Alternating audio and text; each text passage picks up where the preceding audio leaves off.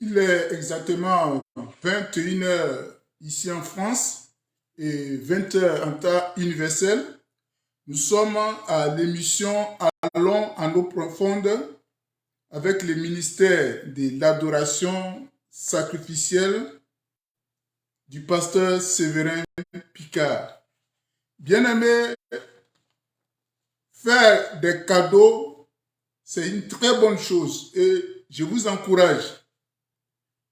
Faire des cadeaux, c'est une très bonne chose et je vous encourage.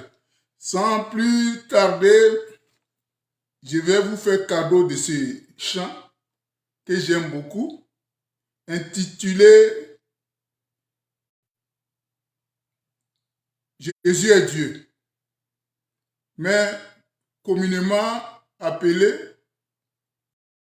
les fans de ce chant, tout tourne autour de Jésus. Effectivement, tout tourne autour de Jésus, que ce soit les temps passés, les temps à venir, on se réfère à Jésus.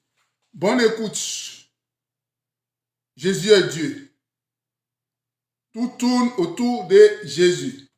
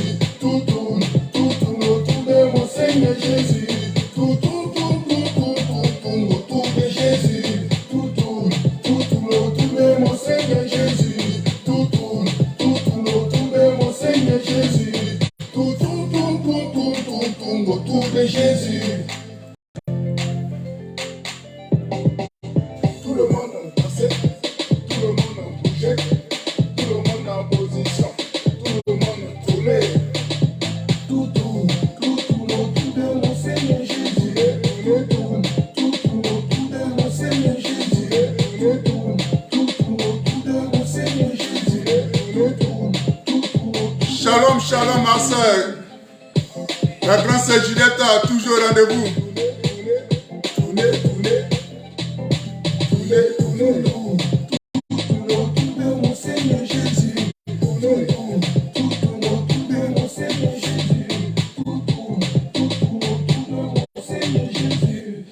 Alléluia, tout tourne autour de mon Seigneur Jésus.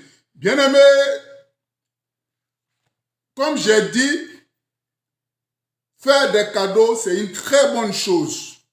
C'est une très bonne chose. Donc, je vous encourage d'en faire. Mais, il y a un cadeau qui est nécessaire, qui est essentiel.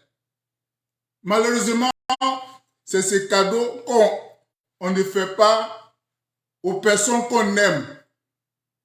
Bien-aimé, c'est ce cadeau, ce merveilleux cadeau, ce bon cadeau qu'on doit donner maintenant aux personnes qu'on affectionne. Bien-aimé, la Bible nous dit dans les livres de Proverbes, chapitre 17, d'abord, si tu as la page, Proverbes chapitre 17, Proverbes chapitre 17, si tu es à la page, à partir du verset 8. Proverbe 17, le verset 8 dit quoi? Alléluia. Proverbe 17, verset 8. Je lis la parole de Dieu. Je lis en 10 secondes et puis je vais te lire ça aussi à parole de vie. J'aime beaucoup la version parole de vie parce que ça met en lumière la parole de Dieu. Proverbe 17, le verset 8 dit quoi? Les présents, c'est des cadeaux, les présents sont une pierre précieuse. Est-ce que tu comprends? Les présents sont une pierre précieuse aux yeux de qui en reçoit. De quelque côté qu'elle se tourne, ils ont du succès. Ça, c'est 8 secondes. Mais je vais te dire ça en version parole de vie. Tu vas mieux comprendre. Un cadeau est un porte-bonheur pour la personne qui veut l'offrir. Est-ce que tu comprends? Un cadeau est un porte-bonheur pour la personne qui veut l'offrir. Elle pense qu'il ouvre toutes les portes. Est-ce que tu comprends? Elle pense qu'elle ouvre toutes les portes. C'est ce qu'elle pense. Effectivement, les cadeaux ouvrent les portes aussi. Alléluia. Alléluia. Les cadeaux ouvrent les portes. C'est pourquoi je t'amène à prendre Proverbe 18, le verset 16. Proverbe chapitre 18, le verset 16. Nous dit quoi? Proverbe 18, le verset 16. Je lis d'abord en 8 secondes et puis je vais te lire aussi en parole de vie. Les présents d'un homme lui élargit la voie et lui donne accès auprès des grands. Est-ce que tu comprends? Les présents d'un homme lui élargit la voie et lui donne accès auprès des grands. Je vais te lire ça en parole de vie, tu vas mieux comprendre. Alléluia. Alléluia. Si une personne fait des cadeaux, elle entre partout et peut rencontrer des gens importants. Si une personne fait des cadeaux, elle entre partout et peut rencontrer des gens importants. Bien aimé, c'est pourquoi tu vas voir, dans la société, les gens ils font des cadeaux pour aller discuter dans les entreprises, pour aller chercher des marchés. Les gens font des cadeaux, c'est très bon. Et je t'encourage. Donc, en fait, un cadeau, c'est une chose qu'on offre à quelqu'un pour lui faire plaisir. Pour lui faire plaisir. Et tu vas voir que dans les circonstances telles que les fêtes, les événements heureux, les mariages, les anniversaires, au cours des naissances, les gens font des cadeaux. C'est très, très, très important. Et comme j'ai dit, je t'encourage d'en faire pareillement. En offrant un cadeau, on s'imagine, ou bien on signifie à la personne qui reçoit ces cadeaux qu'on a des sentiments pour lui. On a des sentiments pour cette personne. Tu comprends? Et on veut tout faire pour préserver cette relation. Donc, les cadeaux, c'est comme un signe, c'est comme un ciment pour préserver une relation. Vous voyez? C'est pourquoi, bien aimés, faisons des cadeaux. Faisons des cadeaux. Malheureusement, il y a des cadeaux aussi qui sont empoisonnés. Et tu viens dans une cérémonie ou bien tu organises une cérémonie, les gens viennent, ils te font des cadeaux et malheureusement, il y a des cadeaux, quand tu vas consommer, tu vas trouver la mort. Ou bien les gens qui font aussi des cadeaux, je prends l'exemple des parents qui offrent des cadeaux sans même discernement. Et je me rappelle quand on était encore enfant, c'est des cadeaux. Nous, c'est les cadeaux, comment on appelle les bonbons, les ballons qu'on souffle là. Voilà, c'est ce genre de cadeaux qu'on nous donne. Bon, nous, on est, à ce temps, on est enthousiasmé, on est content. Mais tu vas voir que de nos jours, les gens vont offrir des pistolets à leurs enfants. Mais tu apprends ton enfant à manier les armes. Et demain, tu vas t'étonner qu'il est devenu braqueur. Bon, il y a des gens aussi qui ont des moyens, ils peuvent offrir une voiture à un enfant de 18 ans ou bien 19 ans. 2 jours après, l'enfant s'en fait accident et il trouve la mort. Vous voyez, discernons. Ce n'est pas tout qu'il faut offrir aussi. Ce n'est pas tout qu'il faut offrir. Bien aimé, dans nos familles, en période de fête, maman souffre pour pouvoir offrir quelques cadeaux aux enfants. Papa souffre pour pouvoir offrir des cadeaux aux enfants. On se saigne, bien aimé. Mais est-ce que c'est les cadeaux essentiels que tu donnes à l'enfant?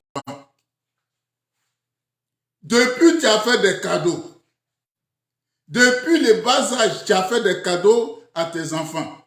Mais l'essentiel, ce qui est meilleur, ce qui est précieux, tu ne lui as pas encore donné. Ce meilleur cadeau, tu ne lui as pas encore donné. Tu as donné des cadeaux à tes collègues de travail, de service, mais le précieux, tu n'as pas encore donné. On va arriver. Le précieux, tu n'as pas encore donné. Sans doute, chaque année, au sein des entreprises, bon, il y a des gens, ils appellent ça le 13e mois. Bon, il y a des gens, ils appellent ça gratification. Comme j'ai dit, dans tous les secteurs, que ce soit au sein des entreprises ce soit au sein des églises, voilà, bon, vous allez organiser des actions de grâce, vous allez offrir des cadeaux à vos pasteurs, à vos prophètes, aux serviteurs de Dieu. Voilà, c'est partout. Même au sein du gouvernement, le gouvernement aussi fait des cadeaux. Voyant que la population a des difficultés, on a des chèques d'énergie. Bon, voilà, dans tous les secteurs, on fait des cadeaux. On fait des cadeaux. Bien aimé, mais le cadeau le plus précieux, le cadeau le plus précieux, et c'est ce cadeau qu'on doit donner maintenant. C'est bien beau d'offrir une voiture à une personne qu'on aime, mais le cadeau le plus précieux, le cadeau qui n'est pas périssable, le cadeau qui est éternel, ce cadeau qui ne va pas se gâter comme la voiture, ce cadeau qui ne va pas prendre de l'âge. Parce qu'il y a des cadeaux, au fur et à mesure que les années passent, ça prend de l'âge et tu es obligé de changer. C'est vrai. Chaque année, tu changes des cadeaux. Sois béni, ma soeur Esmel. Estime-nous, moi, sois béni. Voilà, chaque année. Mais le meilleur cadeau, est-ce que tu connais ces cadeaux? Est-ce que tu connais le meilleur cadeau? On dit, mais le pasteur, là, il parle de cadeaux, mais c'est quel cadeau? Est-ce que tu peux me dire le meilleur cadeau que tu n'as pas encore donné à la personne que tu affectionnes, à la personne que tu aimes tant, à ton frère, à ta soeur? Est-ce que tu peux me dire le meilleur cadeau, ce meilleur cadeau? Nous sommes en période où les gens font des cadeaux. Il y a des parents même qui souffrent. Ils ne savent pas comment faire, comment s'en tenir pour pouvoir offrir quelque chose aux enfants, aux parents. Tout ça, c'est beau. Mais il y a un cadeau qui est essentiel. Sois béni, Ludovic Achori. Achori Memel. Dieu te bénisse depuis ta position. Le meilleur cadeau, c'est cadeau qui ne va pas te faire souffrir. Regarde, tu te bats, tu vas au travail, tu t'en vas chercher l'argent pour pouvoir offrir des cadeaux à tes enfants. Mais il y a un cadeau même, tu ne vas même pas te fatiguer. Il suffit de le présenter seulement. Et ce cadeau donne vie. Ce cadeau donne vie. Bien aimé, avant d'en arriver, j'aimerais que tu prennes Proverbe 22, le verset 6. Prends Proverbe 22, le verset 6. On a trop acheté des cadeaux, tels que des pistolets à nos enfants. On a trop payé des cadeaux, tels que les voitures à nos enfants. On a trop fait ça. Bien aimé, il faudrait que tu donnes le cadeau le plus précieux. Et ce cadeau, alléluia. Prends d'abord Proverbe 22, le verset 6. Bien aimé, c'est vrai, les enfants, il faudrait qu'on leur parle de Jésus. J'ai dit ce cadeau. Le cadeau là, c'est Jésus. Le cadeau, c'est Jésus. Alléluia. Alléluia. La Bible nous dit dans Proverbe 22, le verset 6. Instruis l'enfant selon la voie qu'il doit suivre.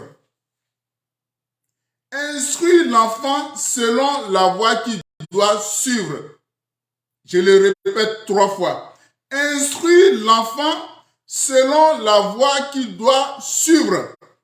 Et quand il sera vieux, il ne s'en détournera pas. Alléluia. Donc c'est le bas âge qui a trop donné des cadeaux périssables à tes enfants, il faut leur donner maintenant ce cadeau qui n'est pas périssable, ce cadeau éternel. Je vais te dire ça en version parole de vie. Donne à un enfant de bonnes habitudes dès ses premières années. Il les gardera même dans sa vieillesse. Alléluia. On n'a même pas le temps d'instruire nos enfants. On n'a même pas le temps de donner une bonne éducation religieuse, une bonne éducation spirituelle à nos enfants. Bien-aimés. Vous voyez, on n'a pas le temps.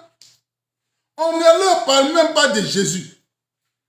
Les gens vont fêter Noël. La fête de Noël, c'est après-demain. Quand on assimile à la naissance de Jésus. Mais on ne peut pas prendre cette occasion pour parler de Jésus à nos enfants. Pour parler de Jésus à nos enfants. Bien-aimés, Ésaïe nous a dit dans son chapitre 9, Ésaïe chapitre 9 à partir du verset 5. Alléluia. Ésaïe 9 à partir du verset 5.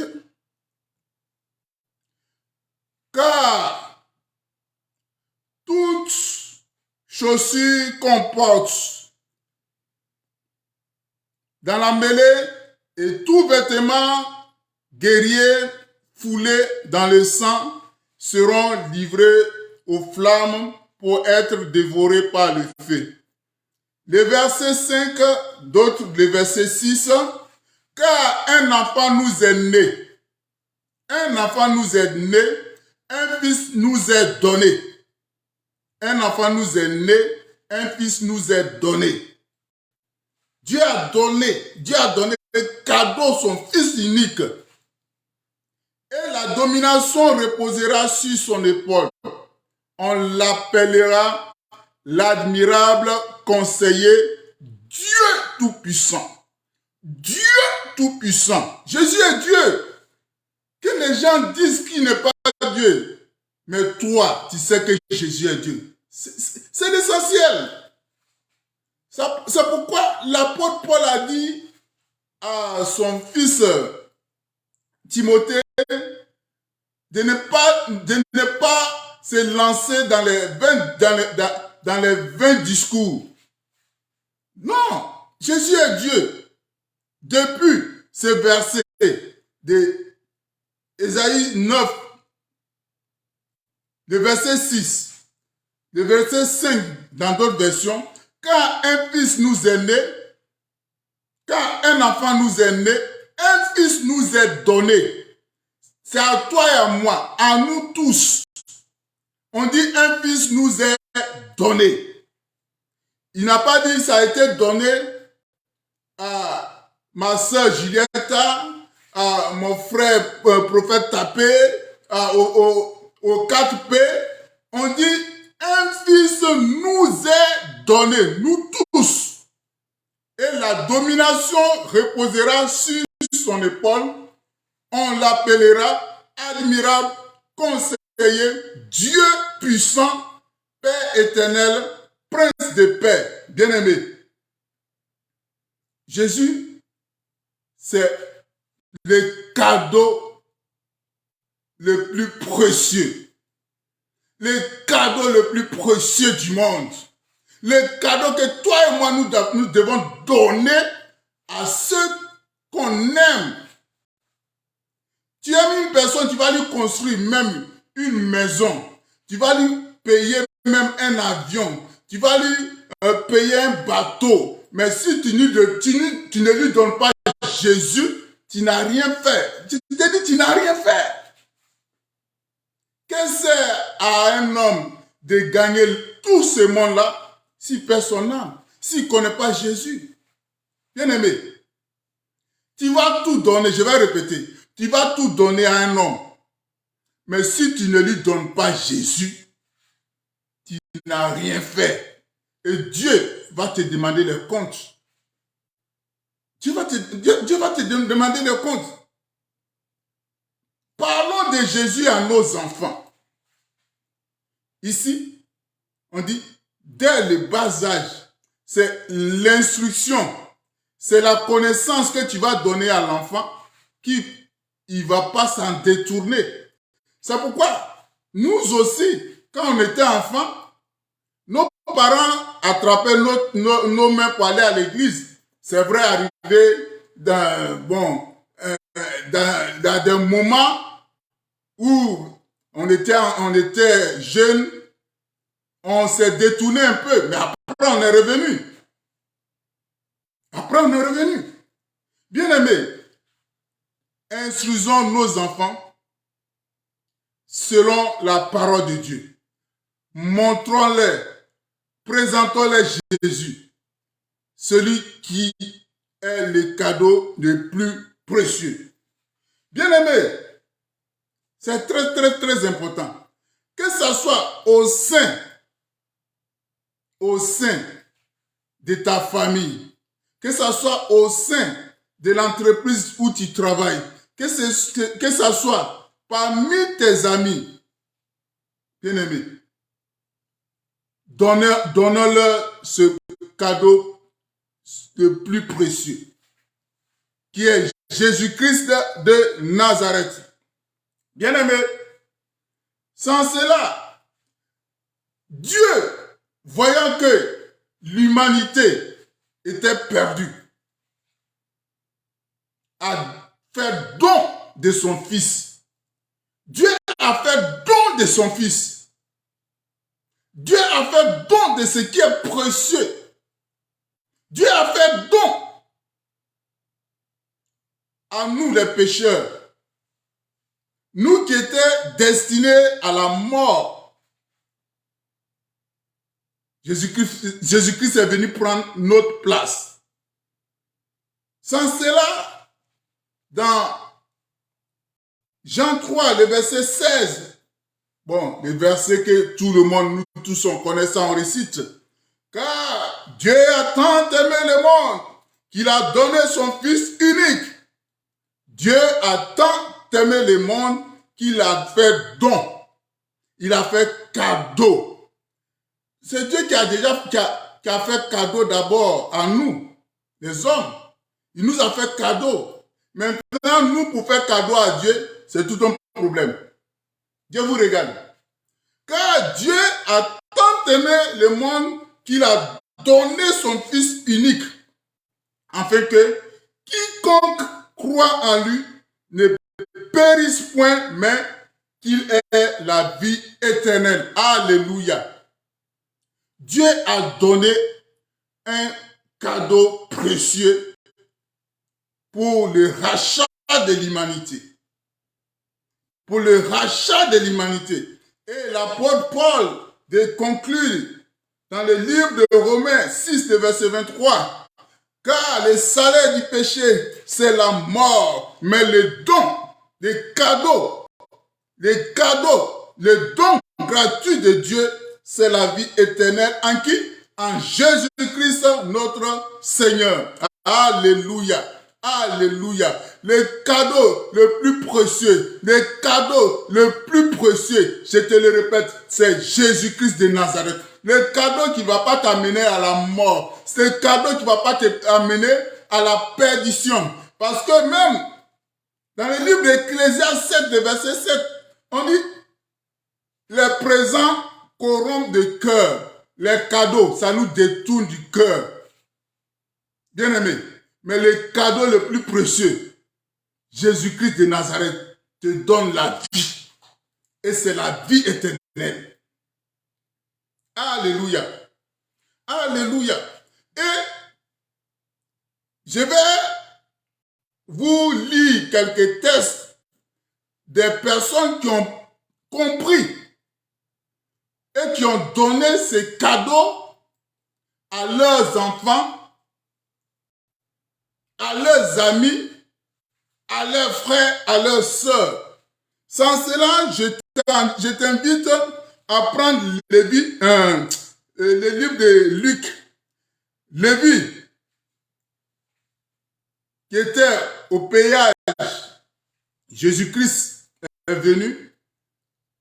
Il a dit de le suivre.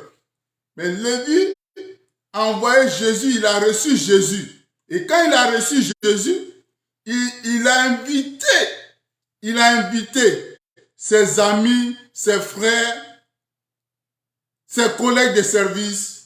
Et c'est ce qu'on doit faire. C'est ce qu'on doit faire. Luc 5. Luc chapitre 5. Luc chapitre 5. Alléluia. Luc le chapitre 5. On a la page.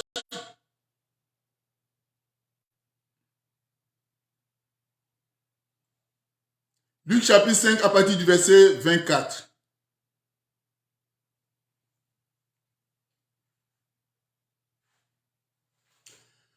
Or, afin que vous sachiez que le Fils de l'homme est venu sur la terre. Or, afin que vous sachiez que le Fils de l'homme a sur la terre le pouvoir de pardonner les péchés, je te l'ordonne. Dit-il au paralytique, lève-toi, prends ton lit et va dans ta maison. Et à l'instant, il se leva et à leur présence prit le lit sur lequel il était couché et s'en alla dans sa maison, glorifiant Dieu. Tous étaient dans l'étonnement et glorifiaient Dieu, remplis de crainte. Ils disaient, nous avons vu aujourd'hui des choses étranges. Alléluia. Des choses étranges. Oui, je prophétise, je déclare que tu verras des choses étranges en cette année 2023 qui pointe à l'horizon. Je déclare que tu auras des choses étranges, les choses étranges en cette année 2023 qui pointe à l'horizon. Alléluia. Après cela, verset 27, Jésus sortit et il vit un publicain, Lévi, assis au lieu de péage. Il lui dit, suis-moi. Et laissant tout,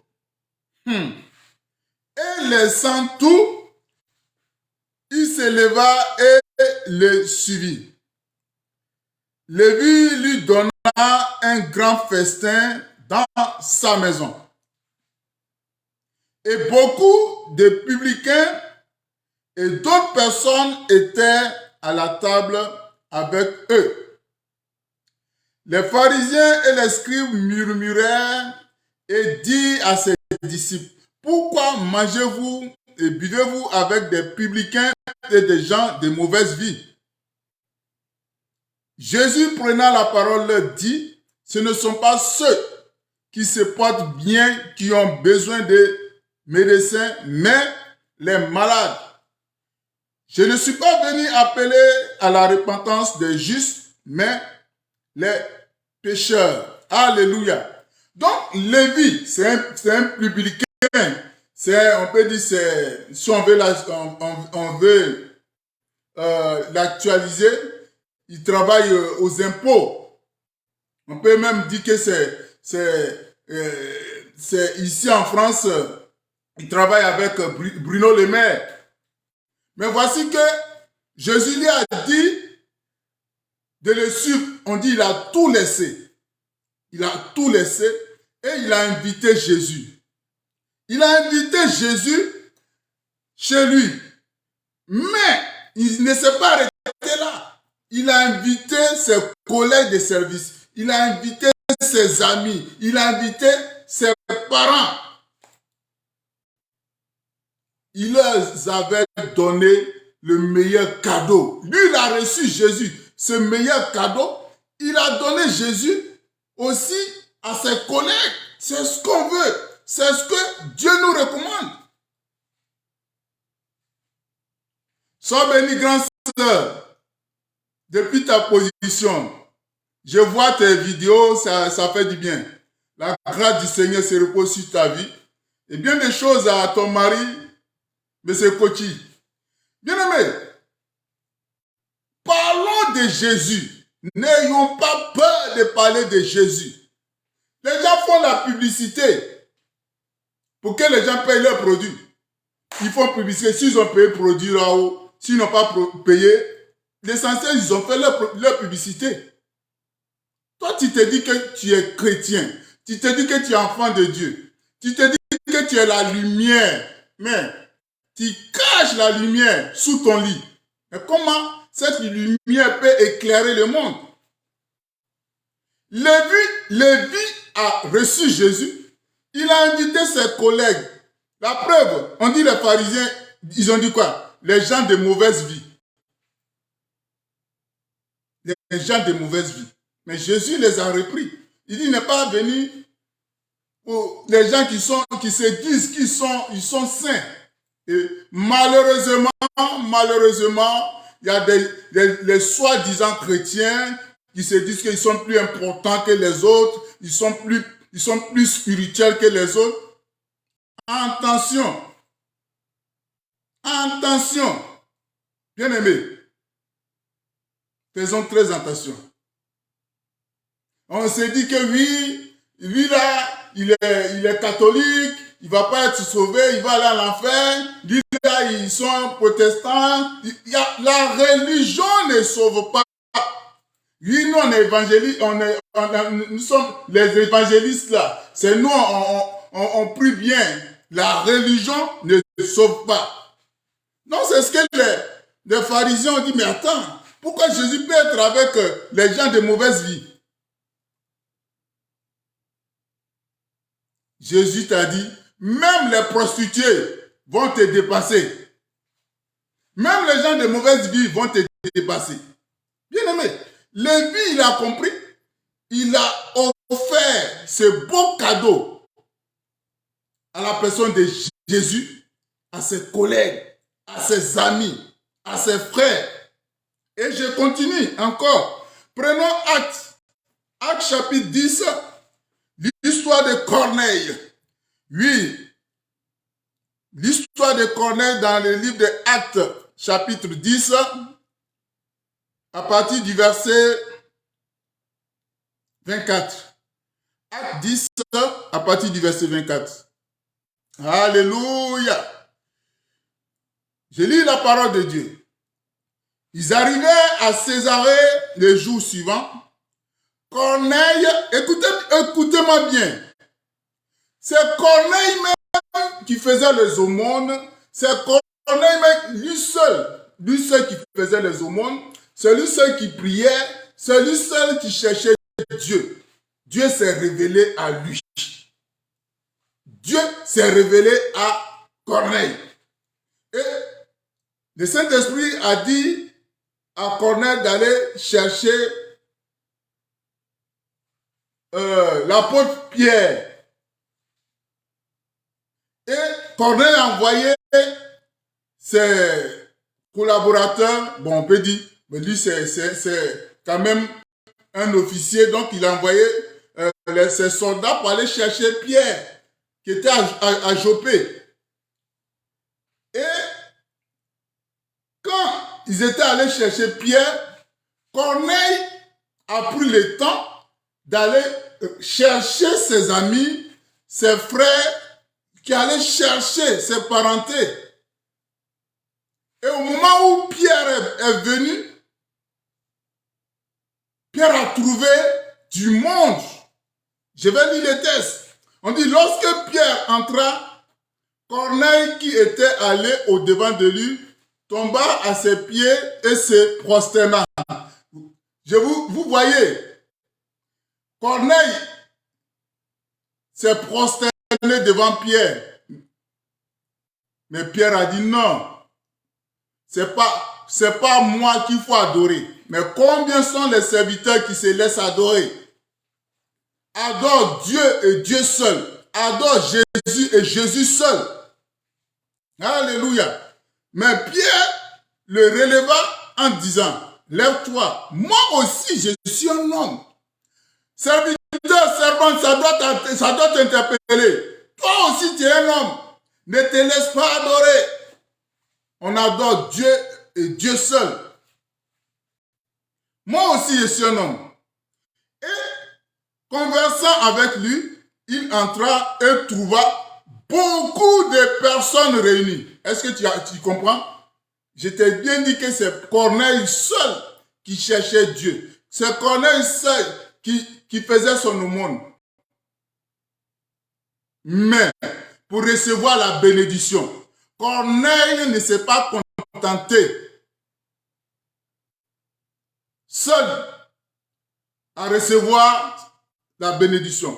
Il a invité ses amis, ses connaissances, ses parents.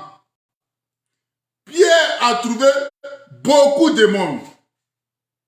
Le meilleur cadeau que tu dois donner à une personne que tu aimes, c'est Jésus-Christ de Nazareth. Et c'est ce que Corneille a fait. C'est ce que Corneille a fait. Et conversant avec lui, il entra et trouva beaucoup de personnes réunies. Vous savez, leur dit-il, qu'il est défendu à un juif de se lier avec un étranger ou d'y entrer chez lui. Mais Dieu m'a appris à ne regarder aucun homme comme souillé et impur. Comme le texte est long, je vais aller jusqu'au verset 44 pour aller.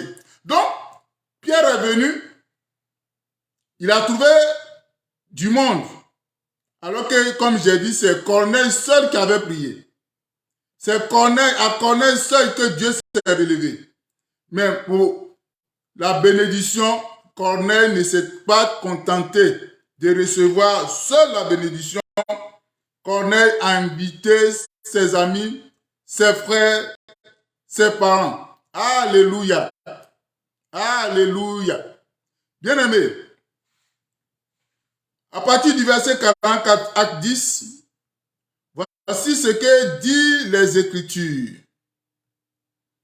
Comme Pierre prononçait encore ces mots, le Saint-Esprit descendit sur tous ceux qui écoutaient la parole. Toi, tu as reçu Jésus. Toi seul, tu vas à l'église et puis ça te plaît. Tu es à tes parents, tu es à tes frères, tu es à tes amis. Ils souffrent, ils ne connaissent pas Jésus. Et puis toi, tu te plains dans ta position. Mais on dit, quand Pierre prononçait encore ces mots, le Saint-Esprit descendit sur tous ceux qui écoutaient la parole.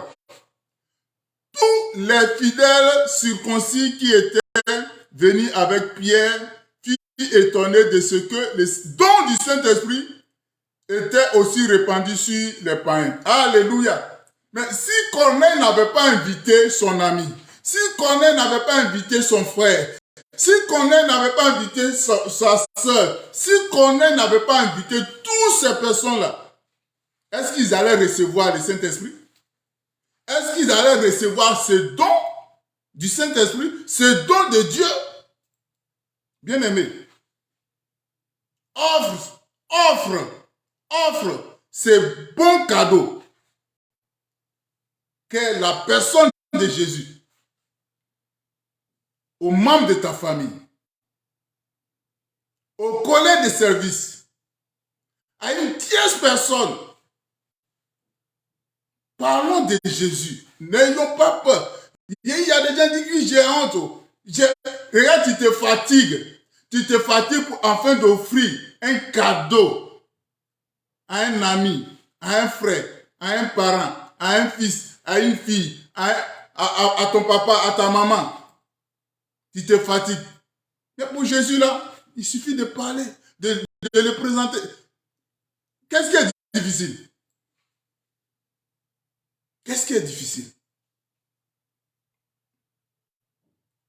Présenter Jésus, allez, dis à un frère, à une soeur, à un collègue, à une personne que tu racontes, Jésus t'aime.